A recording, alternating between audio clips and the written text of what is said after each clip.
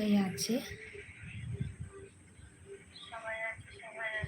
আমার ভালোবাসা ঘাটতি। ও দিদিভাই, তোমাকে এমনি করে বলেছি বলো দিদিভাই, তুমি রাগ করো না দিদিভাই। আচ্ছা ঠিক আছে, তোমাকে যদি আমি কোনো খারাপ কথা বলে থাকি আমি ক্ষমা চাইছি দিদিভাই, আমি ছোট বোনের মতো হয়ে তোমার কাছে ক্ষমা চাইছি দিদিভাই, কিছু মনে করো না।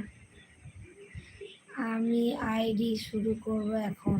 আমি আইডি শুরু করব এখন, লাইভ শুরু করবে গেমার দাদা ভাই? আচ্ছা, আমার ভালোবাসা ঘাটত।